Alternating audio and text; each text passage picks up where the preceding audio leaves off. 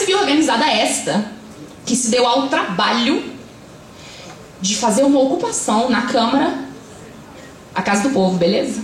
A nossa casa, demorou? Para pedir uma audiência pública, como essa aqui, para falar do aumento de 2015. Porque 2015 a tarifa aumentou o quê? 2 vezes. A gente se deu ao trabalho de ficar dormindo naquela porcaria daquele chão para pedir uma audiência pública. E é tipo assim, vamos trocar uma ideia, não é tipo revolução anticapitalista, final União Soviética. É, vamos trocar uma ideia. Os vereadores assinaram o papel que a gente precisava para ter uma audiência pública? Não. Mas a gente é vândalo, né? Depois vândalo é a tarifa, né? Mas opiniões. É muito difícil a gente participar e ser ouvido de fato, assim. Porque quando a gente reclama... Alguém tem que reclamar. Desculpa, tá? Eu seria a pessoa que reclama, porque alguém tem que ser, né? No caso. É muito difícil a gente ter que só ouvir. É importante a gente se envolver, porque o busão é da gente, ok? A cidade é nossa aqui, ó. Eu já tenho mais de um quarto de século, né, assim, mas vocês que são a real juventude, assim, é de vocês, né? E digo mais.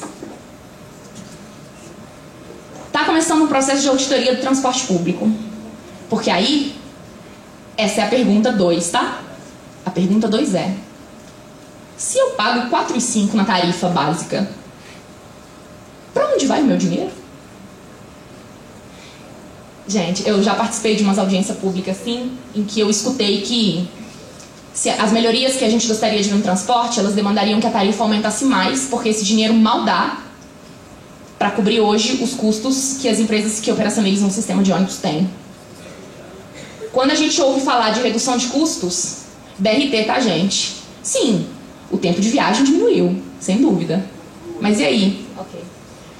A gente espera nas estações, né? E aí o circular das estações passa o quê? De 35 em 35 minutos. Então sim, dentro da linha a gente anda rápido. Mas e aí? Falaram que o BRT ia reduzir os custos, ia ter uma redução tarifária. 2015, 2 aumentos. Qual foi a razão do aumento extemporâneo? O BRT. Está escrito nos papéis sobre aumento. BRT aumenta custos. Meu Deus, o que faremos? Nós pagamos agora, nesse momento. Então, como a pergunta 2 é para onde vai o meu dinheiro, está começando o processo de auditoria, minha gente. Eu vou falar uma coisa para vocês para concluir. Eu fiquei lendo aquela porcaria daquela minuta do edital, e é um sofrimento, ok? Porque o conceito de transparência é: publiquei o edital. Não, vamos conversar sobre o edital porque ele é difícil, porque é uma linguagem complexa, porque as pessoas não têm acesso, porque é complicado de entender. Não, publiquei. É um saco, é uma parada técnica, é difícil de entender, é difícil de lidar, mas a gente precisa se envolver nessa parada. A gente precisa estar presente, colar em tudo que for possível para participar de tudo que a gente puder participar nessa auditoria, porque é o nosso dinheiro e principalmente são os nossos direitos. Eu sei que parece que não, porém tarifa zero é mais amor, tá? Obrigada.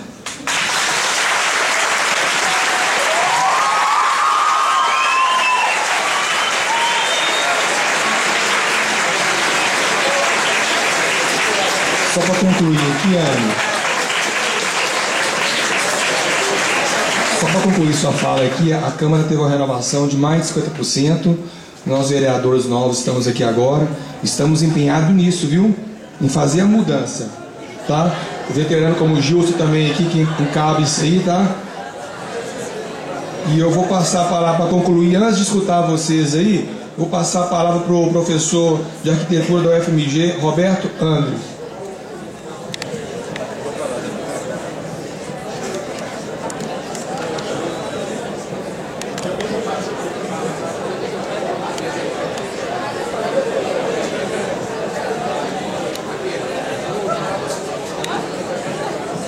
Sai daqui.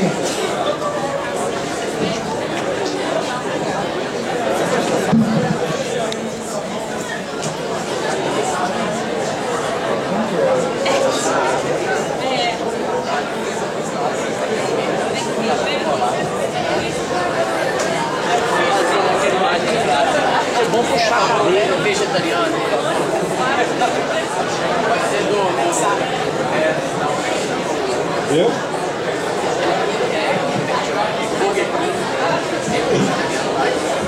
E gente, bom dia, né? Tudo bom aí? Obrigado, é um prazer estar aqui.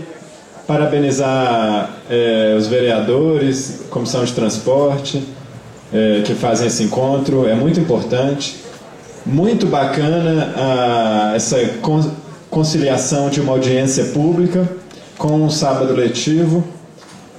Acredito que a Câmara de Vereadores de Belo Horizonte deveria ser isso, né? Esse tipo de presença, esse tipo de participação popular, essa mistura saudável entre os assuntos, o debate político, técnico, legislativo e a formação.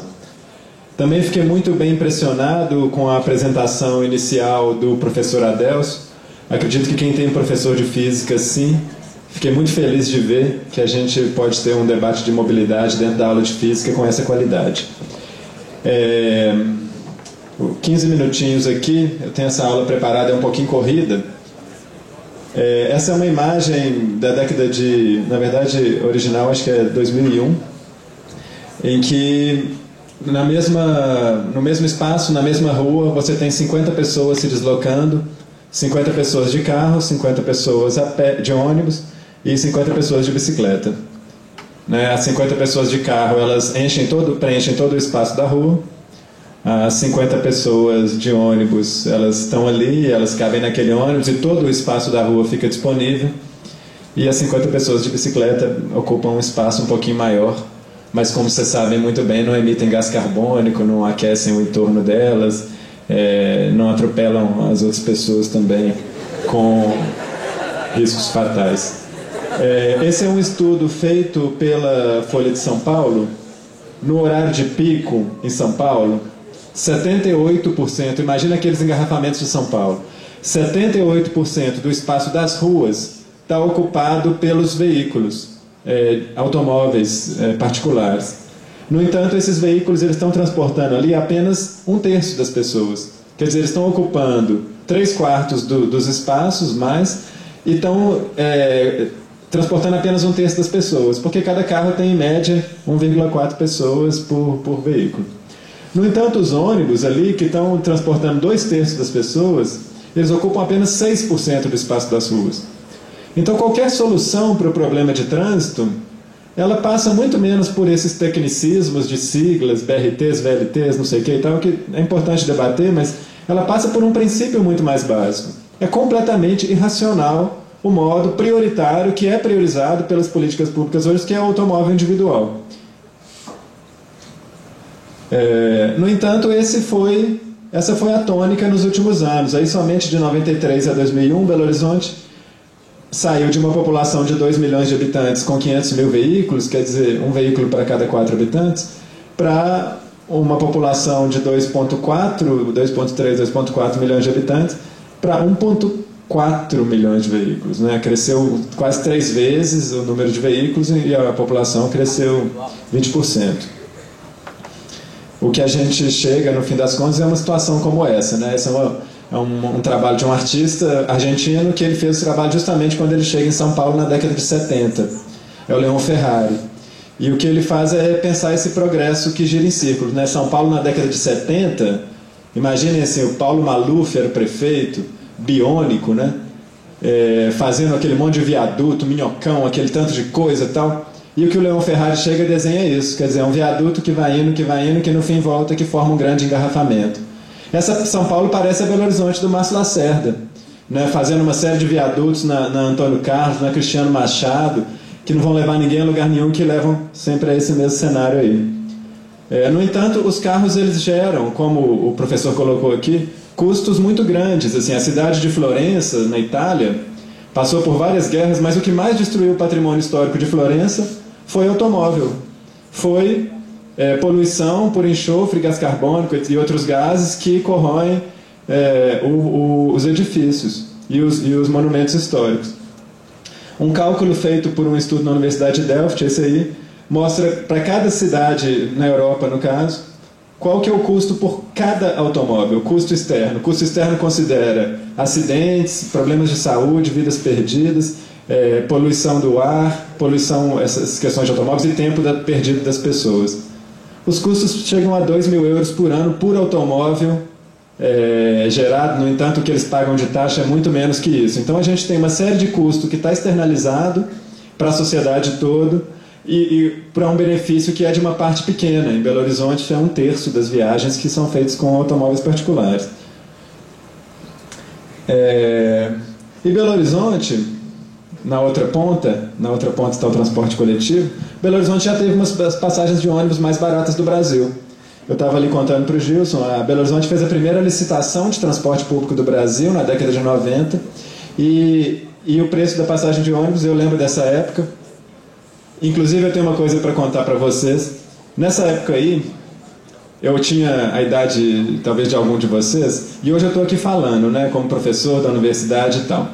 Mas né, quando eu vim da 8ª série do interior, eu fiz a prova no Cefet e não passei. Então todos vocês já estão um passo à frente disso aí. Depois eu tive que batalhar para conseguir passar na universidade pública e continuar estudando, mas todos vocês já estão. Eu quis estudar nessa instituição aqui, naquele momento a formação que eu tinha no interior eu não consegui passar. Mas nessa época eu lembro dessa passagem, 55 centavos. Era das passagens mais baratas do Brasil. Nesse período, de 2000 até 2012, depois cresceu muito mais, porque teve esse caso que a Anne falou, de crescer 3 vezes no ano a tarifa de ônibus. A tarifa de ônibus é aquele gráfico vermelho lá, ó, fazendo uma escadinha, porque todo ano ela sobe de uma vez, né? No caso era 31 de dezembro. Agora o Márcio Lacerda inovou também, começou a subir em julho, etc. E aquele azul é o IPCA. IPCA é o índice que mede a inflação, né? O preço do veículo próprio está lá embaixo, ó, inclusive com subsídios do governo. O tal do IPI zero, do governo Lula e tal. Então, o que a gente vê é um grande subsídio para o veículo pessoal, que nós já vimos que tem uma série de custos externos e uma série de problemas na mobilidade urbana, e um aumento estrondoso do preço da tarifa.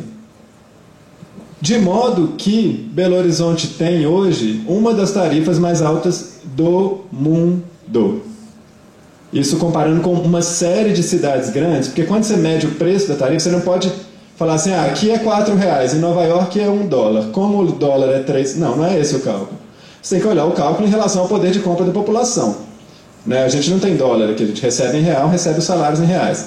Então você pega o salário médio em Belo Horizonte, que é pelo IBGE, R$1.930, e pensa quanto que a pessoa ganha por hora, né? Para pagar uma tarifa de ônibus em Belo Horizonte, quando a gente fez esse gráfico, já tem um tempo, inclusive, você subiu, você tinha que trabalhar 20 minutos, quem ganha esse salário médio, quem ganha menos tem que trabalhar mais. Quem ganha R$1.930 tem que trabalhar 20 minutos para pagar uma tarifa de ônibus. Tá? Você ainda espera mais pelo menos 20 minutos, você gasta 40 minutos do seu dia só para ir, outros 40 para voltar. Numa cidade como Madrid, o ex-presidente da BH Trans gostava de falar muito que a meta de Belo Horizonte era ter o transporte como Barcelona, em que 70% das pessoas usam transporte coletivo. Né? Ele falava isso enquanto os números aqui estavam só caindo. Numa cidade como Madrid, Barcelona é parecido, ou Paris, uma pessoa gasta 6 minutos com esse salário médio, quem tem o salário médio lá, toma 6 minutos do trabalho dele para pagar uma passagem de ônibus, 3 a 4 vezes menos. Em Buenos Aires, 2 minutos, menos de 2 minutos.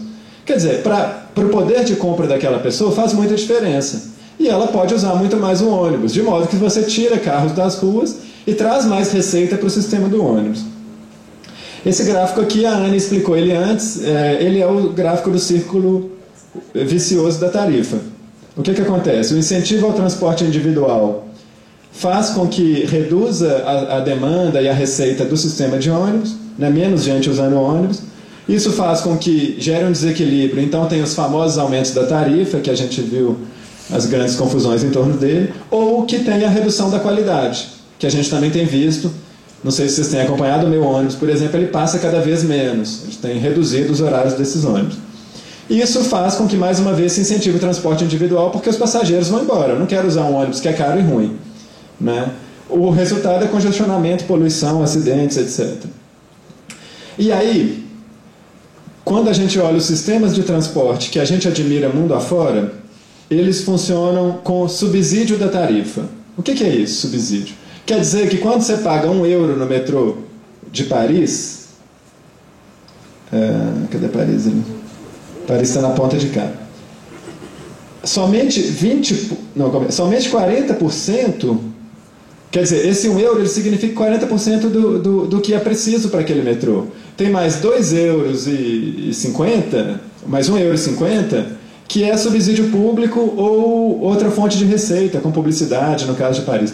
Quando você paga €1 no metrô em Praga, aquilo é 26% do que custa. Tem 75% que está sendo pago pelo Estado. Vale a pena fazer esse subsídio para o Estado, porque oferecer um sistema de transporte mais barato atrai as pessoas, tira pessoas dos automóveis, traz mais usuário para o sistema fica mais cheio, de modo que você pode ofertar mais quantidade, a qualidade dele aumenta, e você cria ao contrário, você cria um ciclo virtuoso da tarifa. Então, se nós queremos que a tarifa em Belo Horizonte tenha subsídio, apoiemos o novo plano diretor, como foi dito aqui, porque no novo plano diretor se prevê a criação do Fundo Municipal de Mobilidade Urbana e de um Conselho Municipal de Mobilidade Urbana decente, porque o atual é indecente. Belo Horizonte já teve uma frota de ônibus muito melhor. Nessa mesma época que eu era estudante secundarista, como vocês, Belo Horizonte chegou a ter 1/3 da frota com um degrau mais baixo do que tem hoje, com suspensão a ar e com motor traseiro. Eu não sei se vocês sabem, mas a maioria dos motoristas de ônibus de Belo Horizonte, de muitas cidades brasileiras, ficam surdos ao final da vida pelo motor dianteiro que fica ali ao lado deles, né? Se vocês estudarem esse motor a combustão. Belo Horizonte já teve um motor traseiro. Por lobby da BH Trans, a partir de 2000, a prefeitura também aceitando esse lobby, todos os ônibus voltaram para motor dianteiro, para uma frota muito pior do que já chegou a ter na década de 90. Na década de 90 chegou a ter muitos ônibus de piso baixo. Um ônibus de piso baixo em que a acessibilidade dele se dá por uma rampa e não por aquele elevador que é extremamente segregador. Porque se você não é um cadeirante, se você é um cadeirante ainda é constrangedor. Se você não é um cadeirante, mas é um idoso e não quer subir aquelas escadas, você vai pedir a todos aqueles passageiros para esperarem o trocador fazer aquele elevador descer enquanto apita pip, pip, pip, e você lá completamente constrangido de fazer aquilo tudo acontecer para você poder entrar no ônibus. Aquilo é completamente segregador. Belo Horizonte já teve ônibus de piso baixo e eles funcionam. Mas houve um lobby das empresas de ônibus por um motivo sórdido. Nem é porque é mais caro, porque sendo mais caro eles também recuperam esse investimento. É porque depois eles revendem os ônibus e no mercado secundário era muito mais difícil revender esse tipo de ônibus de maior qualidade. Esse é um grupo em Salvador que faz essa provocação, coloca um degrau na entrada do ônibus, de tão agressivo. Eu já vi muita gente machucando ao descer ou ao sair dos ônibus. A gente é transportado como porcos aqui. No entanto, ônibus como desses que a gente vê em aeroporto, com piso baixo, eles circulam no Chile, em Santiago. Agora, sabe aonde que eles são fabricados? No interior de São Paulo. Então nós temos ônibus fabricados no interior de São Paulo, de piso baixo, motor traseiro, suspensão a ar, com essa rampinha aí, que a acessibilidade seria, circulando em Santiago, no Chile, e aqui nós continuamos sendo transportados naquelas latas velhas. O resultado disso tudo é uma tragédia, na contramão do que pregava o antigo presidente da BH Trans. É uma redução da pesquisa origem e destino, da divisão modal, de 40% de uso do ônibus em 2002 para 21%. Esse gráfico é da página da BH Trans. E ainda assim, esse menos 19% é mentira. É menos 49%. A percentual de uso de ônibus reduziu quase pela metade. O menos 19% ainda é uma maneira muito generosa de tratar esses dados aí. Caindo pela metade o uso do transporte público em 10 anos. Que coincidência, o uso caindo pela metade e a tarifa dobrando acima da inflação. Uma relação extremamente direta entre esses dois elementos. E as soluções da prefeitura continuam sendo esse tipo de obra. Que aí tem uma frase que diz que tentar combater engarrafamento alargando a avenida, construindo viaduto, é igual tentar combater obesidade alargando o cinto. Você não vai resolver o seu problema de engarrafamento. Você vai somente abrir espaço para mais carro, induzir o uso de mais automóveis, tornar a vida dos pedestres extremamente difícil. Imagina atravessar regiões como essa, como o Boulevard Arruda, ou regiões como essas, que isso são propagandas oficiais da prefeitura. Gente do céu, isso é imaginário da ditadura militar do Paulo Maluf, é para a prefeitura de Belo Horizonte colocando isso como se fosse bom.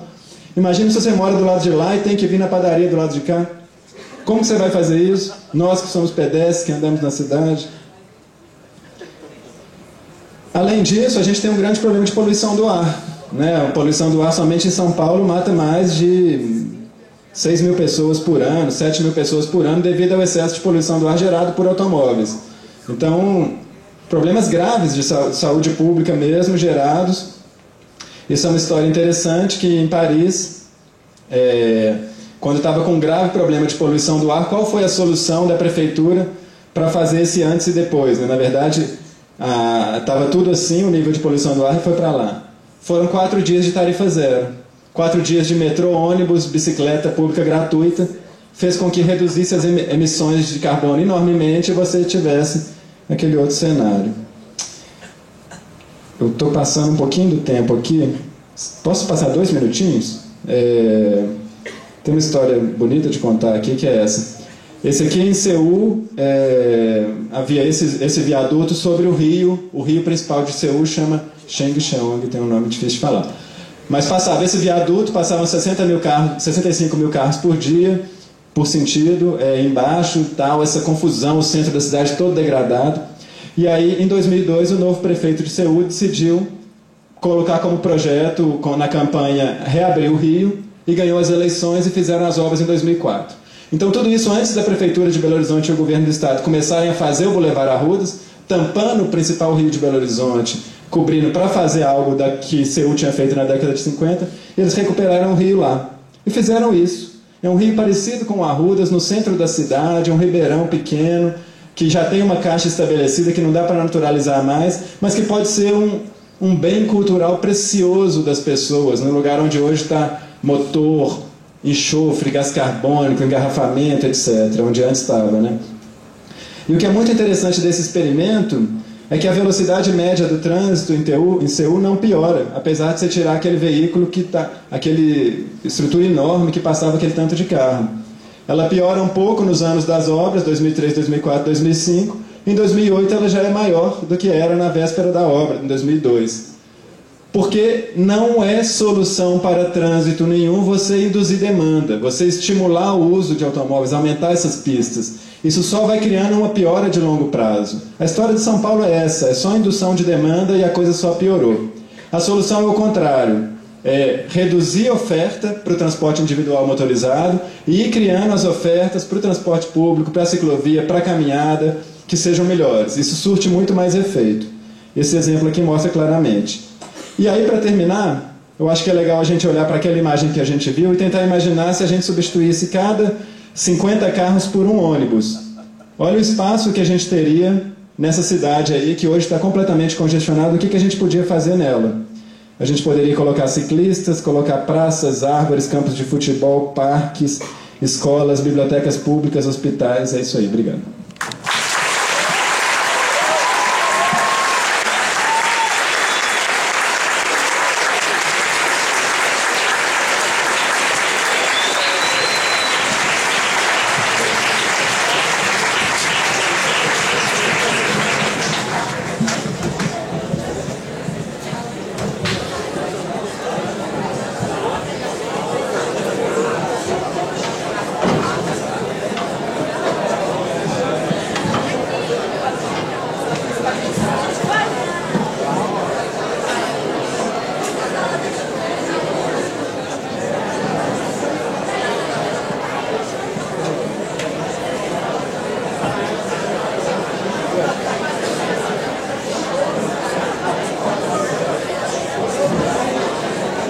Para dar continuidade aqui, eu vou chamar a Ana Luísa para falar aqui na frente. Ô Ana, 2 minutos, tá, por favor? Tem 17 inscritos aqui. Aí vamos dar um tempo de 2 minutos para cada um, tá?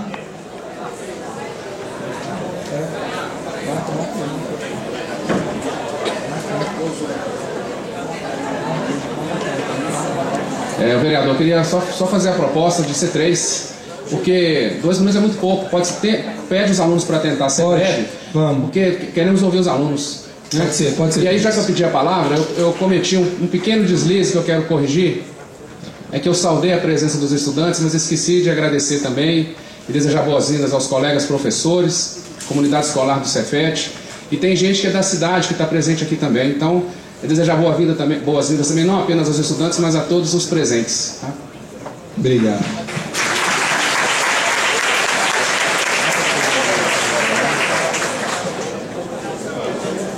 Bom dia. Eu gostaria de deixar a pergunta principalmente aos vereadores, mas a todo mundo que está aqui, inclusive agradecer a fala das outras pessoas, que eu achei que foi muito construtiva. Principalmente ao vereador da autoescola. Desculpa, Wesley. Obrigada. Eu não sabia o nome, desculpa.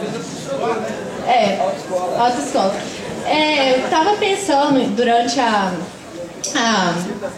audiência que o número de condutores que é formado, que vão dirigir carros, deve ser muito maior do que os que vão dirigir ônibus, por exemplo, dentro de uma autoescola. Então, eu acho que aí também devem começar as propostas de modificação. É uma coisa que eu acho que eu nunca vi para mudar mesmo o cenário, falar disso dentro das próprias autoescolas. Mas a minha pergunta de hoje é sobre a renovação das concessões públicas. Porque eu acho que a última concessão foi em 2008, que ela foi feita, eu acho que ela vai valer por 20 anos. E as mudanças que acontecem, elas acontecem num período muito menor. Então, se 20 anos é realmente um tempo que vai ser favorável para isso, porque a proposta pode favorecer nos primeiros anos, pode ser boa no começo, mas será que ela continua atendendo, mesmo depois de tanto tempo que se passou, que foi realizada essa concessão? Tá, obrigado, Ana. No final, vamos responder isso aí. Passar a palavra agora para a Mariana Marques. Tá. Depois da Mariana, eu vou chamar o Lucas Henrique, tá? Vai poder ficar aqui embaixo, que já